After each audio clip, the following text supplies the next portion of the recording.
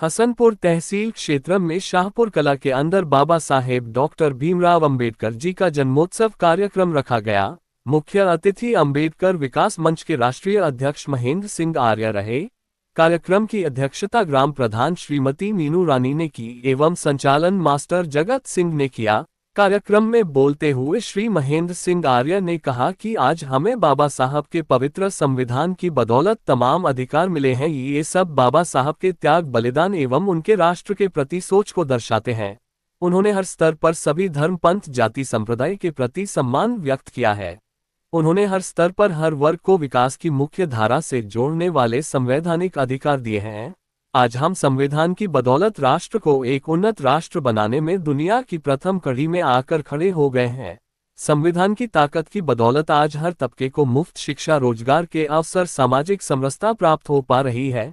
बाबा साहब के सपनों का भारत तभी संभव है जब सरकारें समान रूप से संविधान को ईमानदारी से लागू करें। मास्टर जयवीर सिंह ने कहा कि आज हमारे पास केवल शिक्षा ही वह हथियार है जिसकी बदौलत हम बड़े से बड़े पद पर जाकर समाज में अच्छा काम कर सकते हैं। हम अपने आने वाली नस्लों को हर स्तर पर शिक्षा देने में कोई कसर न छोड़े। हमें बड़े स्तर पर महिलाओं को शिक्षा के क्षेत्र में आगे लाकर बाबा साहब के सपनों को पूरा करना चाहिए। हमें छोटी छोटी बातों पर आपस में बिल्कुल भी नहीं झगड़ना है। जो पैसा हम लड़ाई झगड़ों में, कोर्ट कचहरी में खर्च करते हैं, उस पैसे का सदुपयोग कर अपने बच्चों की शिक्षा को आगे बढ़ाने में खर्च करना चाहिए।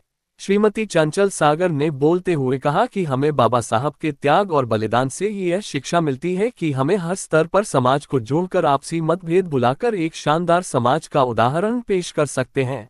यदि हम आपस में लड़ते रहे तो जिस प्रकार विदेशी आक्रमणकारियों ने आकर हमारे देश में सैकड़ों वर्ष शासन किया और हमें हर स्तर पर पीछे कर दिया, उस घटना से सीख लेनी चाहिए। वक्त रहते हमें सजग और सतर्क रहकर नई ऊर्जा के साथ समाज में काम करना चाहिए।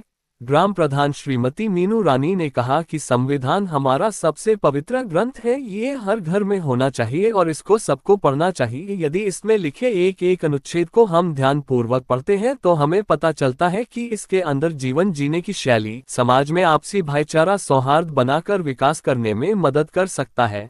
राष्ट्र को एक समृद्ध राष्ट्र बनाने संबंधी सभी अनुच्छेद शामिल हैं। हमें संविधान को पढ़कर एक सोच के साथ राष्ट्र के निर्माण में योगदान देना है। प्रधान ललिता रानी ने बोलते हुए कहा कि हमें हर स्तर पर समाज में व्याप्त कुरीतियों को दूर करने का प्रयत्न करना होगा।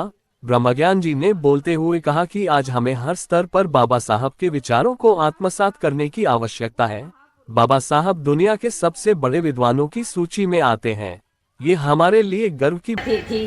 कमेटी के महामंत्री, उपाध्यक्ष, सोचो कितना सहा होगा उस महापुरुष ने जिनकी मूर्तियां आज भी देश में